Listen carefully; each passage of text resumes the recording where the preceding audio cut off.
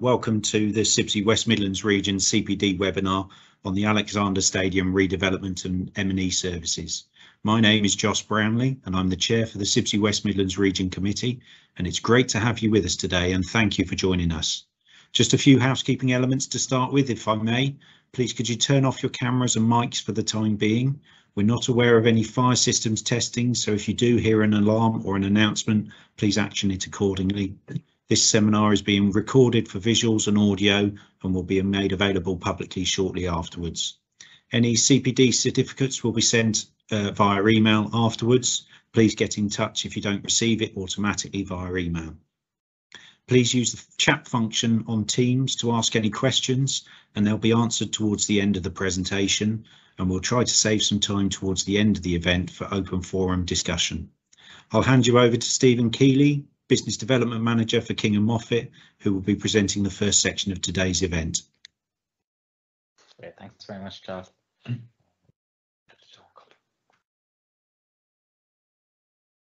So thanks very much, Joss and CIBSE West Midlands for giving us the opportunity to present today. We're going to briefly, our agenda is we're going to introduce the team here in the office, a bit of company background about King Moffatt Building Services. Then we'll go into the project itself, Alexander Stadium redevelopment.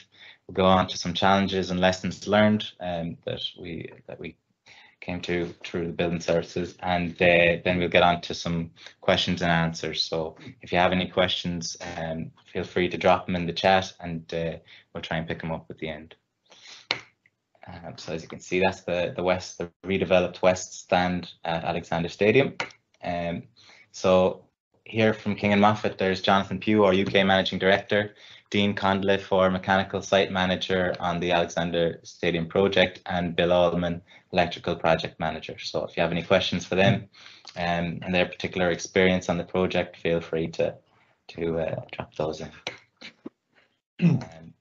So a bit about King Moffatt. So King Moffatt Building Services, we're mechanical and electrical contractors with over 40 years experience in the industry. We are an Irish company originally, but we operate in the United Kingdom and mainland Europe, namely Germany and the Netherlands. We've 400 directly employed personnel and an annual turnover of £130 million. £80 million of that is in the UK. So we have our own in-house design and BIM engineering teams and a dedicated. Are you okay? Yeah, I was just trying to get yeah.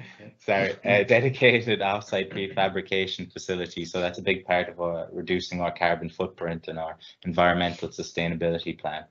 We're certified ISO 9001, 14001, 45001, Kiely's building confidence audited, construction goal line members, various awards and different bits and pieces like that. Generally speaking, we've a very strong portfolio in industrial, food processing, life sciences, logistics, data center, and advanced manufacturing sectors. We offer a broad range of services, so electrical, mechanical, design, BIM, maintenance, as just mentioned, offsite, prefabrication, and controls and automation. In the UK, we have 3 offices, 2 in the Midlands, Birmingham and Wolverhampton, and then in Edinburgh. We've also offices, our headquarters in Carrick-on-Shannon in Ireland, and offices in Würzburg in Germany and Amsterdam in the Netherlands. So as you can see, we're a group of companies, local contracting companies in Ireland, Germany, the Netherlands and the UK, which delivered the Alexander Stadium project. As I mentioned, we're an international company. We're currently on site in the UK, Ireland, Germany and the Netherlands, and we have plans for future expansion in Sweden, Denmark and Belgium. So in terms of our growth over the past few years, we've grown quite strongly. That's mainly been driven by the UK, and we have plans to continue growing into the next 5-10 years. And in terms of our accreditations, we've all our accreditations and awards and certs and bits and pieces. This is a photo from during the recent athletics games in Birmingham, which you might have seen on the television or had the opportunity to attend. So the reason for the project was, if you can see, this was the Alexander Stadium pre-development on the right. It was a £72 million redevelopment into a high quality venue for sporting, leisure and culture events. The main reason behind the redevelopment was a major international athletics event which took place a few weeks ago. There's a new West Stand constructed and increased capacity around the stadium from 12,700 to 18,000. And the venue was developed into a World Athletics Class 1 facility, and as well as warm-up track, stadium lighting and associated infrastructure work. So I'll hand over to, and as you can see, that's the after, so that's post-development. So I'll hand over to Jonathon to discuss the project. Okay, so just some of the stakeholders in the project. So the end user and the owner and the operator is Birmingham City Council.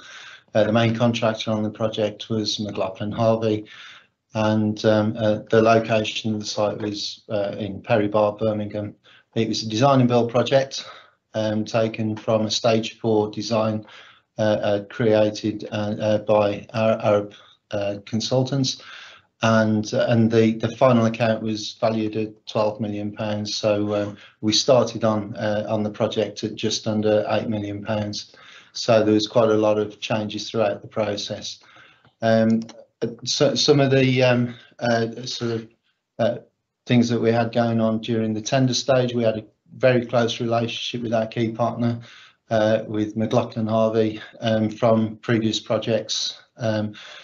We had local offices that were in Coleshill and Stoke. We've recently located our Stoke office to Wolverhampton, but we were in the vicinity of the Midlands. Obviously, the pre-construction, the planning, and the programs and the organograms were created at tender stage, and it was a very close bid all the way through, and there was a lot of information that was that we had to put a lot of effort into to be successful on the project.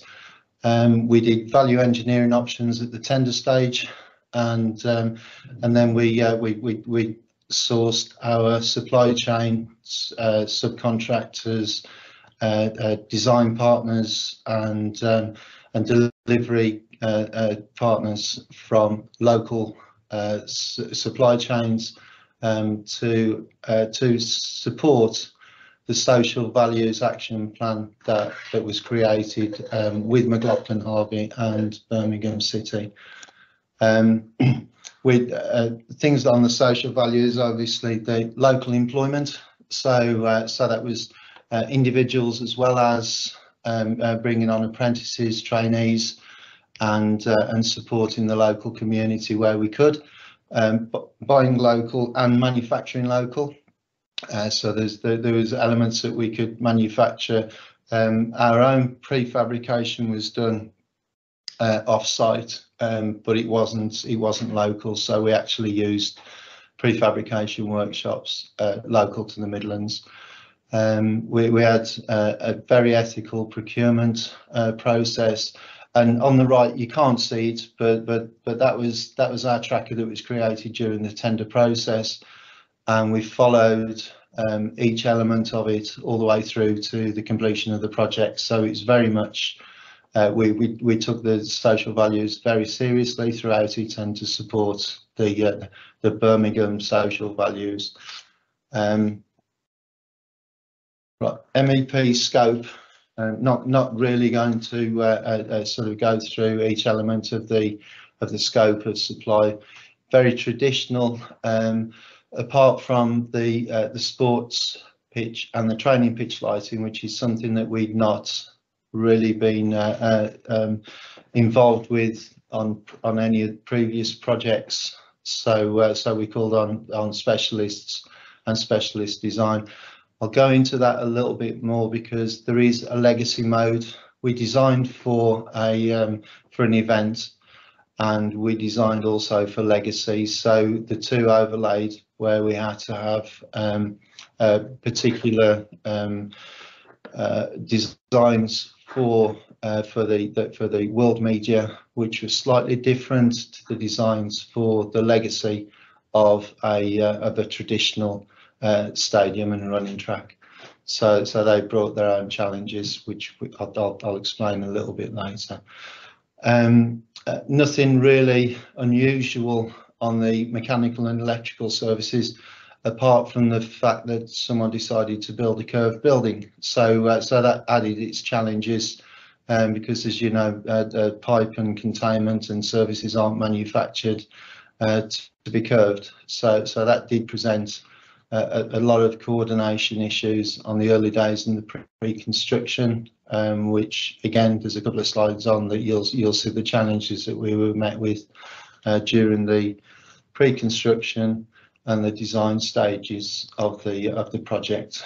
The project was, although it was a completion date for a single handover, we developed it in phases so that there was early access for the undertakings of other people coming on to use the facility for a shortened period more recently. So that's just a layout of the overall site. The programme, the planning approval was 30th of January 2020. The contract was awarded in July 2020, and we were engaged in the October 2020 with our pre-construction team. Our pre-construction team was site-based from the October, and with a very dynamic pre-construction activity based on the number of stakeholders, and even throughout the pre-construction there was a lot of enhancements and changes.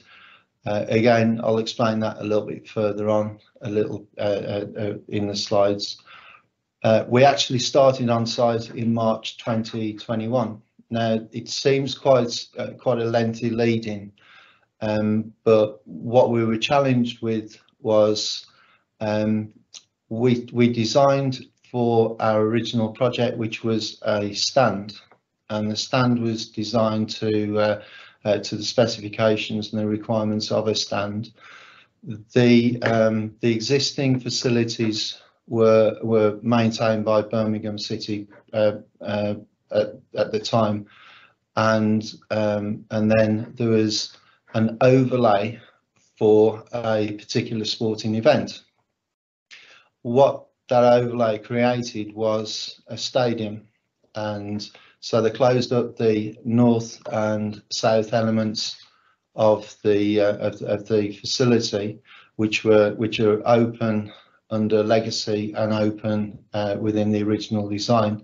And by actually creating these temporary seating arrangements, it enclosed the whole facility. So at a point which was almost as we completed our design for the stands for our original contract, they classified it as a stadium, which did change the concept of the design. What that meant was life safety systems, public address systems, all had to be incorporated into one facility and managed from one facility. What that did to us on the design was quite considerable, really, because it meant that we now got to incorporate the east stand, which was an existing stand, and all of the equipment within that had to be upgraded to a stadium quality. So that was one of the challenges late on in our design. The practical completion was achieved in April 2022. There were test events run through May, and the athletics event overlay started in the May to the July, and then the event took place from the 27th of July to the 7th of August. Now, sorry about this.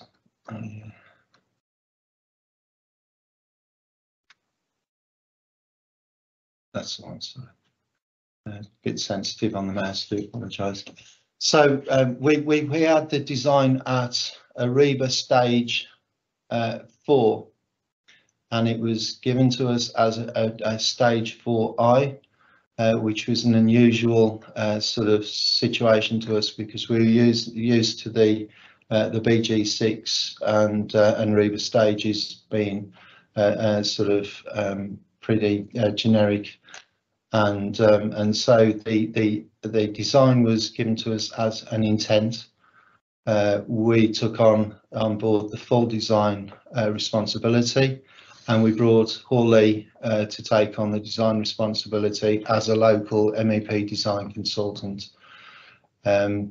We brought in local contractors for CDP elements, which were the fire, the life safety, the security, the CCTV, the AC systems. These were all CDP elements of design.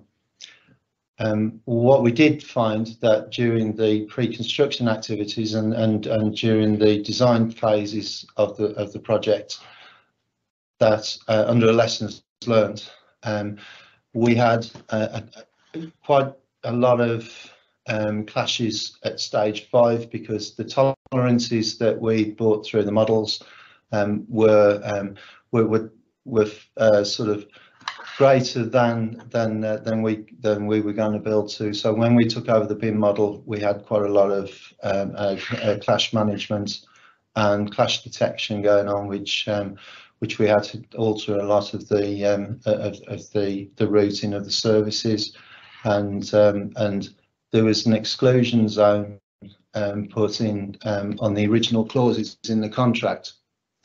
The exclusion zone, I understand, is perhaps slightly dated and maybe something that could be considered on projects going forwards, because that 150 mil ceiling exclusion zone was based on traditionally light fittings that were recessed into fittings, but with new technology, obviously, you've got LED fittings that actually sit within the constraints of the ceiling structure. So we did manage to, by sort of committee and by design development, we managed to reduce the ceiling exclusion zones. So it just gave us a little bit more play when we got services crossing over, and it was a tight service void.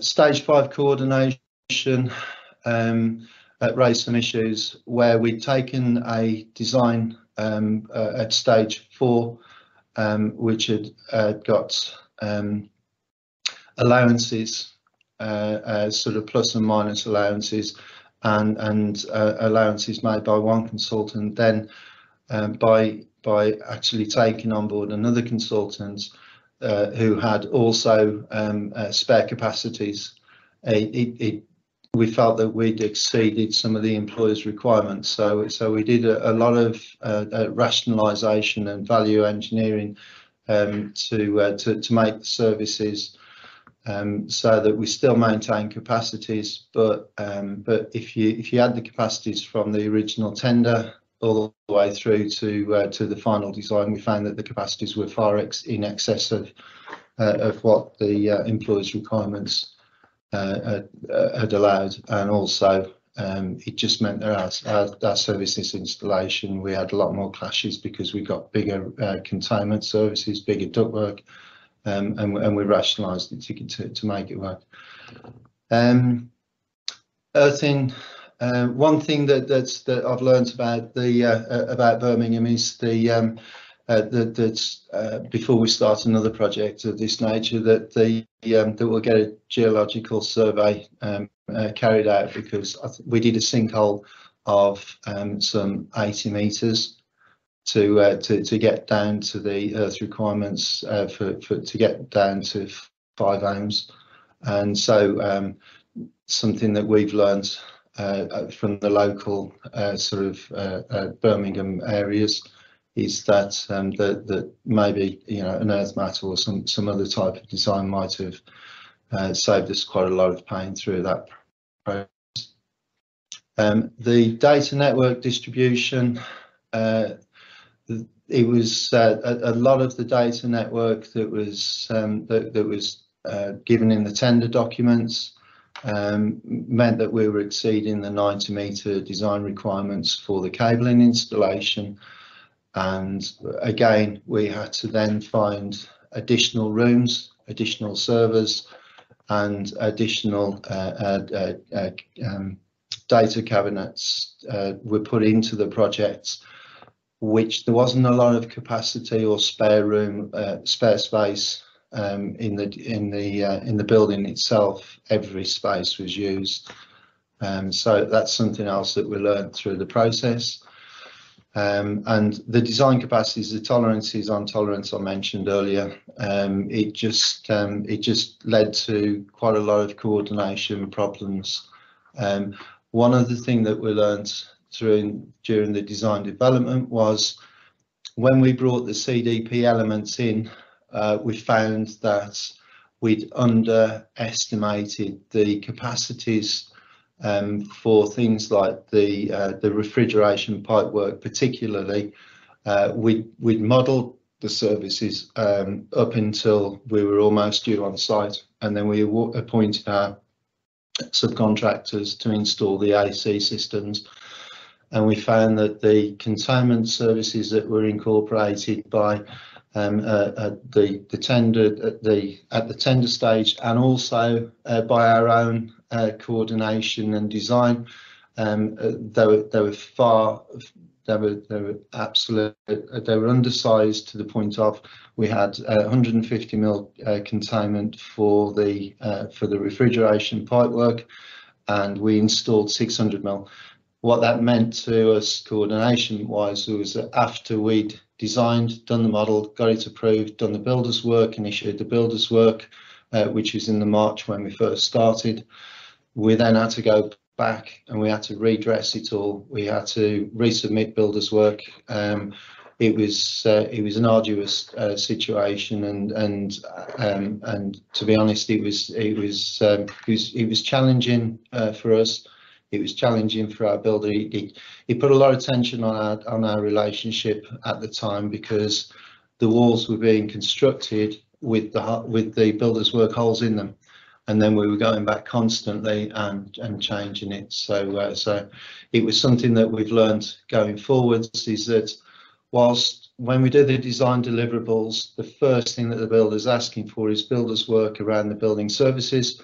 And whilst you can give them some indication, it's very difficult to actually to nail it if you haven't got the CDP elements of the design incorporated into the design early enough. So that was again a lesson learned during our design development. The project as it developed. Just a slide there showing it, and what you can see there is you can see the I don't know if you can see the mouse, but you've got the west stand, which was a new construction, fully new construction. You've got the east stand, which was an existing building, which was probably about between 11 and 15 years old when we started our projects. And then you've got the you've got the north, which is to the left of the building, and you've got the south. Now you can see on the overlay what they're starting to do is incorporate the seating for a temporary sporting event, and the same was done on the south elevation. You can just see the crane there that's erecting it, and what that meant, that was where it brought it into becoming a stadium. And so it was fully enclosed for the games event. To the just to the bottom, you've got a track which is a high performance centre, and that's an indoor 100-metre track. And then you've got this gym area, which is in the short arts and GMAC. Yeah, the GMAC, which is where they did sort of martial arts and training, and also there's some high performance training facilities within that building. Now those two and the east stand were existing buildings. When it became a stadium, then the performance of the stadium was changed, the requirements for that, and those requirements also spilled out into the training facilities for it. The track you see on the left hand side, that's a training track, and that was also created for the event, and is a legacy. The next one, these are just that's the west stand, and that was the new build stand. I think it's about 5,000 capacity. Yeah, 5,000 capacity. So a substantial concrete construction. There is internally, you've got spaces for media. There's the glass boxes that you can see there, which were created for letting as boxes. The east stand. So the east stand, as I say, we did some refurbishment on the health and safety, the fire alarm systems, and the other services in the east stand, and then it was brought up to the quality of it was increased. There was concessions incorporated into it for the event, which become legacy, and you can just see now the columns sort of which had been erected for the event. These are just a couple of slides really of the areas. So you've got that area there is just a public space, where that's just an open public space. On the right hand side, that's a gym. It was built as a gym, a gymnasium for gym equipment and for training, and it's after the games, it's become it will become a fully functional gym. Reception areas. So a number of different facilities. You've got the reception, you've got changing villages, changing areas. The kitchen, which is below, was a late instruction, and the kitchen was in an area which was glazed on the outside. And something that we've learned is that there's a lot of heat gain, and whilst the kitchen staff, we catered for the temperatures for the kitchen staff, the heat gain was on the pass, where there was a lot of there was people, servers coming in and out, and it was quite considerable. So when it's been functioning, we've been putting temporary cooling into the space, and that's something as part of the legacy that we're going to enhance with some cooling into the space. It was originally designed as a library, so it was adapting an area that wasn't originally destined to be a cooking facility.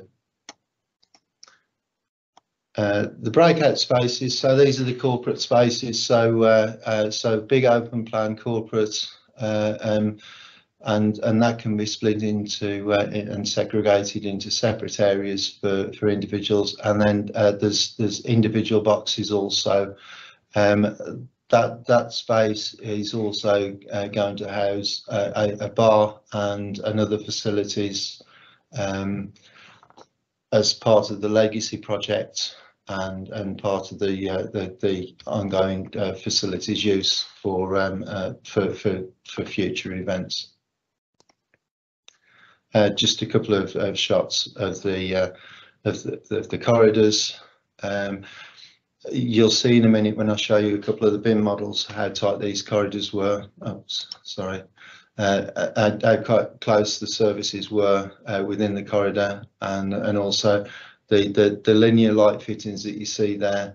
They were actually bigger than the ceiling space in a lot of applications. So there was a redesigned ceiling that had to be. Oh, crikey!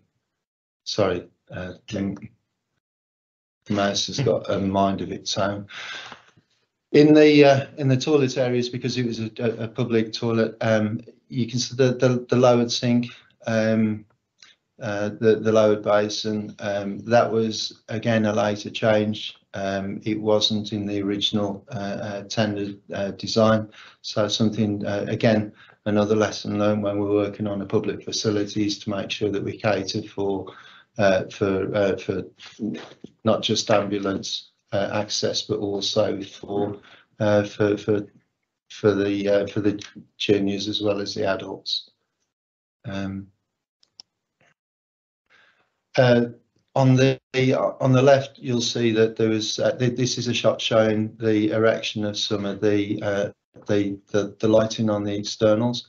Now, the flood lighting was designed for 8K camera a presentation for the event, for the recent events. The planning permission was for a 35-metre column, and these are 65-metre columns. And so there was temporary planning allowed for the columns, and they've got to be decommissioned and brought down to 35 metres as post games. Now, it sounds fairly simple, but when you've got different stakeholders with different interests in not just the cost, but the application of them, then it made it quite a difficult process. We also had a few issues with deliveries, and I'll come on to that in a minute as to why the deliveries were impeded.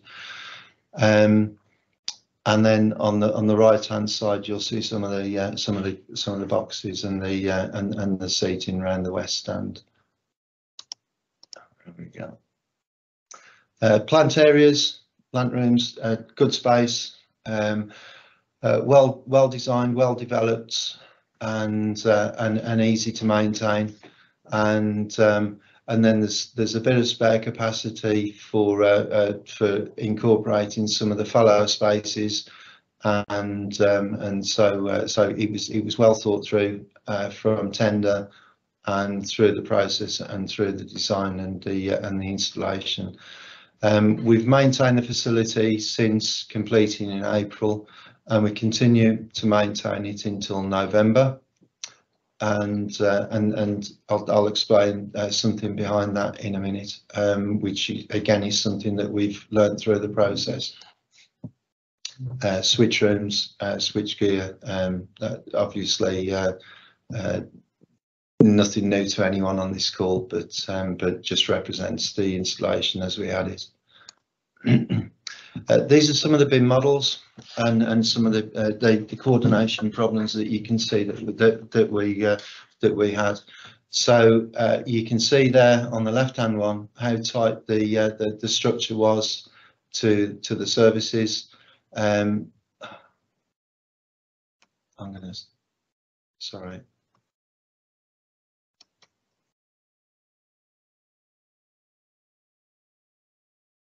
That's the one. And on the right hand side, you see the challenges and the problems that we had with the structure on a curving structure with straight containment, straight pipework and straight steel work, I must add.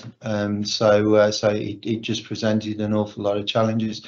Now on the electrical side, we had a 4,000 amp cast resin busbar, and so you can imagine just going around some of those bends and to have it prefabricated and manufactured was a challenge in itself.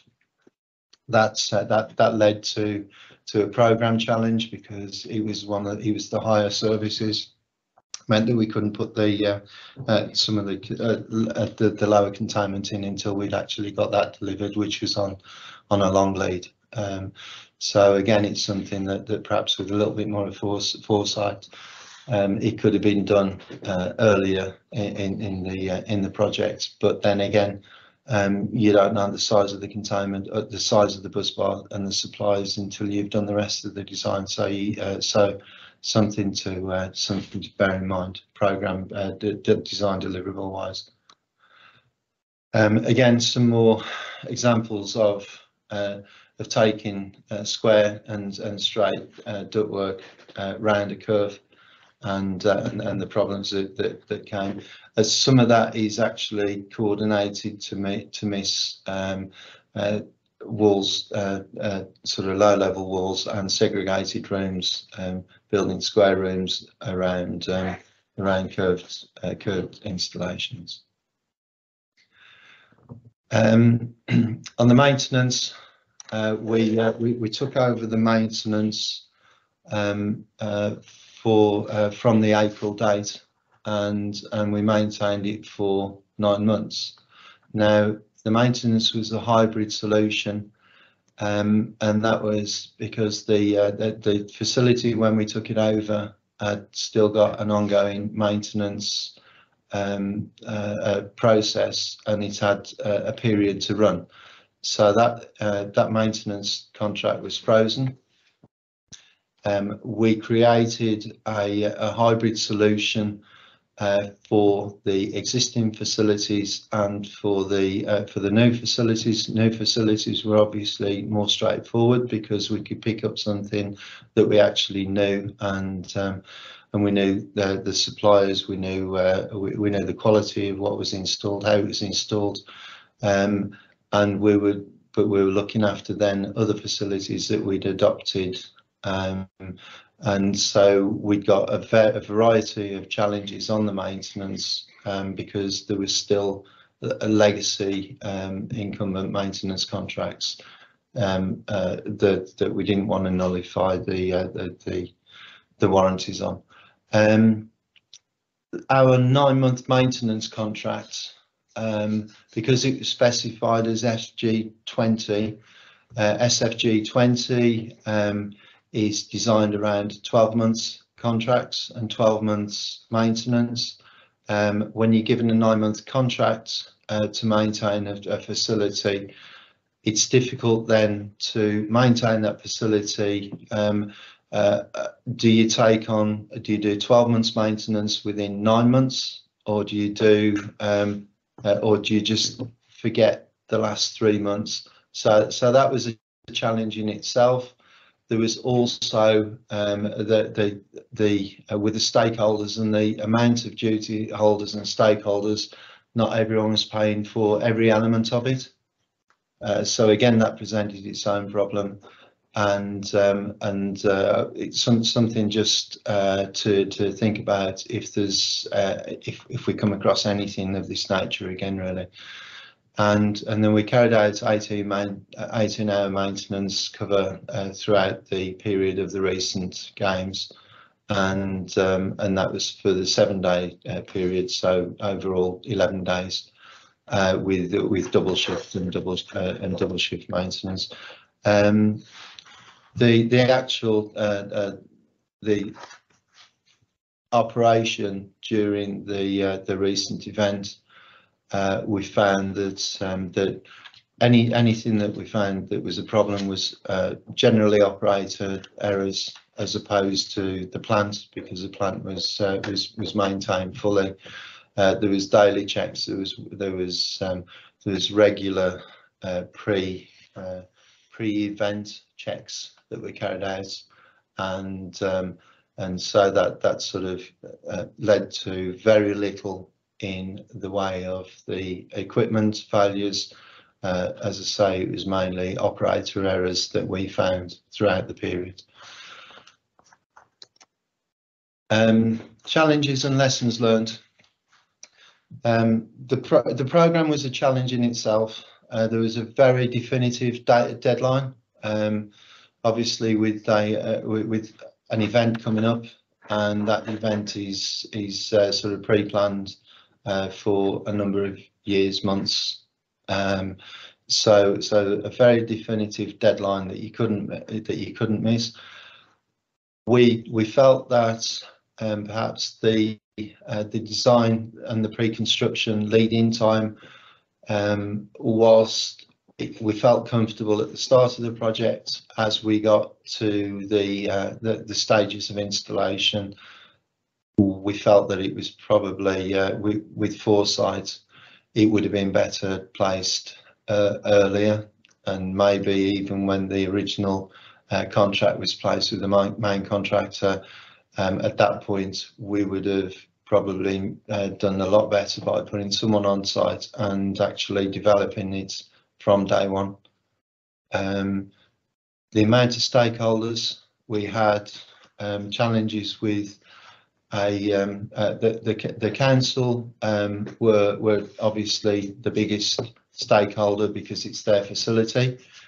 There was an overlay team and an overlay committee who had a slightly different agenda, different requirements, and there was a lot of temporary facilities that were incorporated into the facility later on, and those then presented issues with coordination, services, installations, just plug in really, and making sure that the stakeholders of each element had exactly the facility they expected, albeit some of it was temporary. We then tried to rationalise it to make sure that anything that was going in temporary was a facility that maybe could have been used in the legacy mode of the project. And there was a lot of bureaucracy about getting sign-off, who pays for what, and who's responsible for elements of it. Supply chain delivery times. The columns, the floodlighting was on a long lead, and because of the design of it and because of the actual structure around the floodlighting, because it was a 65-metre tower for the event, and a 35-metre tower for the legacy, it was not just who was responsible to design it, but there was an infrastructure. So just things like the civils and the groundworks, if you put in something that's 65 metres high up, it's obviously got a different civils requirement for something that's 35 metres.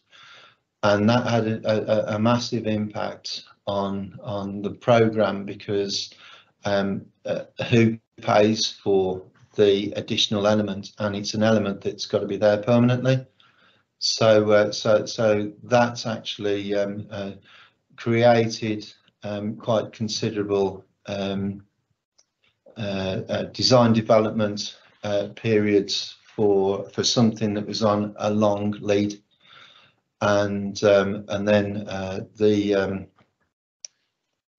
because of some of the delivery times, the actual rest of the programme was at large. We had to pay for substantial track protection because some of the equipment wasn't delivered, couldn't be delivered until it was fully designed, and the programme didn't accommodate fully what the impact was. The design changes that we had through the process, there are some incumbent, some elements of the building that are sublet, and we had additional kitchens brought into the project after we'd completed our design and the modelling.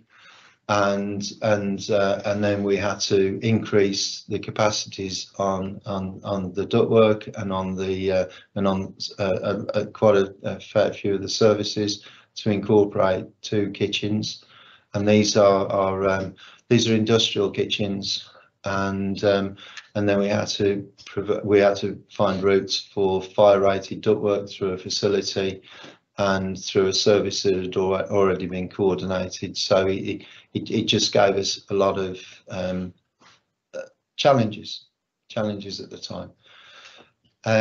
Scope gaps. There was the scope gaps were created by the amount of stakeholders and bringing into sort of control elements of the design that maybe weren't considered for fallow spaces and for the use of fallow spaces. So it was enhancement as much as it was scope gaps. The impact of COVID-19. We started in the March on site in the March 2020, which was perhaps at the time of the COVID. The floodlighting, where it was specialist, was literally on a slow boat from China and delivered to the site 9 months late. And that was all due to the impact of COVID. What that did mean was that we were operating and we were installing it out of season. You'd want to install anything that's a towering 65 metres high with 100-metre cranes. You'd want to be doing that through the some of the months. We were actually doing it through the winter months. And that presented its own challenges, both from an installation sort of period and also from logistically, it was having an impact on handing over areas for other people to overlay. And the commissioning, we were commissioning for a legacy facility, and then commissioning again for an event facility, and that again presented its own challenges because we were doing things twice, and again it's something, a lessons learned for us when we enter into a similar type of project. And really that's hopefully that's given you some representation of the challenges that we had on a project which was unusual to us. It was obviously in the local community, and I think we enjoyed the project. We felt that we learned an awful lot through it. Obviously this is just a snapshot of the whole process, and if anyone's got any questions, if they want to raise them, or if you want to sort of send them through the portal, and we can answer them at leisure. But yeah, so I think that there could be questions in the chat, and if there are, we'll answer them, or if you want to ask any more, we can answer them. So comment from Andrew Seal: DX pipe runs and power runs for condensers are often overlooked in coordination, yet DX cooling and AHUs is definitely gaining in popularity. Kitchen dishwasher air change rates are considerable more. So that's more just a comment. So question: did the duct direction changes caused by the curve create noise issues, or was noise criteria quite relaxed as it's a stadium? No, it did create noise issues. Obviously, the duct sizes had to be altered to compensate for it. There was a lot of wind turbulence around some of the corridors, and we did had to redesign it. Fortunately, there was capacity, and there was the area and space available, but as you saw from the BIM model, that space got congested fairly quickly to the point where we really couldn't do a lot more at the time. So a question from Neville Radford. Fantastic insight to the project, and thank you to all groups for selecting rim boilers. Would it be possible to showcase this project with King Moffatt in a BAXI case study? That's probably a question for afterwards. Yeah. I don't see any reason why we couldn't. Yeah. What BMS is fitted for the HVAC? It was the installer that we had. Robel. Yeah, Robel and the software. Wasn't Trent, was it? What was the other one? No. Can't remember now off the top of my head what it was. Okay. We didn't use a Siemens. No. No. They had just on that one. The existing facilities had Siemens BMS, and we incorporate. I think we might have put the Trend system in, and the two when they merged them as an overall facility, so they were actually independently managed.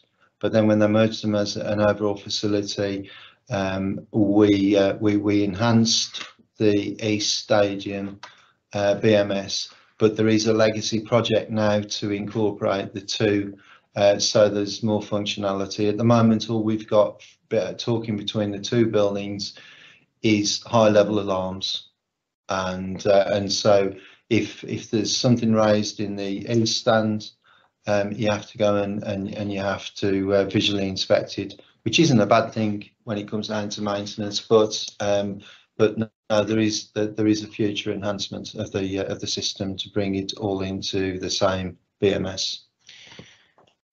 Question from Rafe Amuda: have you considered the use of renewable energy on the project? There is a consideration for it. At the time of the initial project, I think it was more a case of functionality. The only thing that we have got a harvesting system which was installed, and that harvesting system obviously caters for the sprinklers, for looking after for the grazing, and also it goes through through what? It flushes all the toilets. Yeah, and it's used for the toilets and for the jumps as well, for the tracks, for the water jumps. I'm not sure if Alan's question got cut off there. Hi. But I was just saying hi. Justin Milcreast, interesting presentation, thank you. If you could go back, would you do it all again? Maybe that's a question for the site manager, the project manager. I would, yeah, I do. I would, yeah. And yeah, especially with. I think with the lesson learned, it's like any project. It's a shame that when it comes to an end, that you don't go on to another one and use those lessons learned. And if you could, you would do it again. Absolutely. You know, we've been through projects that have been difficult. I'm sure that everyone on this call's been through a project where they've thought never again. But then once you're over it, it's just a shame that you can't actually use that learning to do a similar project. Yeah, we would probably do another one, Justin. Yeah. Did you have anything more on that, lads? Or just Yeah, no, just definitely. It was a good experience, all the good and the bad. You know, it made it what it was in the end, and it was a good project to be involved in. It's all a learning curve, isn't it? It's all a learning curve. They'd probably ask for more money if they did it again. That's true. Quickly, a question from Kyle Wheeler. Due to the variability in occupants and users, did sizing the DHW generation for showers and kitchen cause any issues? No, because it was to cater for. It was designed to cater for the legacy facilities. Due to the games event, there was a lot of temporary facilities and concessions that were temporary and just bolted on. So the actual the facilities built into the stands are there to cater for the overall capacity of the legacy projects. It's a comment from Alan Carroll of McLaughlin. Hi, Alan. Yeah. The project was extremely challenging with many layers of governance and changes being instructed late. King and Moffatt coped admirably with all the challenges put in front of them and delivered a first-class project. And I suppose it's important to say how good a client McLaughlin and Harvey are throughout. We've worked with them on a number of projects, and they're just top-class client. I think everyone that worked on the project had the same ambition, was to deliver something that was nationally representing the UK, and something that was representing not just the Midlands but everyone that was involved in it. And I think the teams, we worked well in full collaboration with our client McLaughlin Harvey, with Birmingham City Council, and with the overlay, and Mace shouldn't be underestimated as the overall project managers. Absolutely top job. So I think we can all, everyone can be proud of what they did and what we established throughout the projects. Justin Milecrease, thanks for your answer to my earlier question. I understand fully, most honest and therefore informative presentation, which is much appreciated. Hopefully not too honest. Seeing the word honest there. Martin Cullis, very interesting. Will there be a link to this recording and are the slides? I think that there will be a recording, Martin, and we can share the slides with CIBSE, and I'm sure they can share them out. We're happy to share them. All saying a challenging but interesting project delivered for a world-class event. So if there's any other questions, we'd be happy to take them now, or we can finish up at 4 o'clock. Let everyone get away. I think we timed it perfectly. Yeah. Okay, as we do all our projects. Okay. Right. Well, thank you very much for that, Stephen and Jonathan. Very useful, very insightful, and inspirational elements there, especially with the dual purpose with the games and the legacy elements. So I'd like to thank you all very much for your part in the delivery of the presentation today, and I thank you all for attending, and I look forward to seeing you at the next event. Thank you all very much.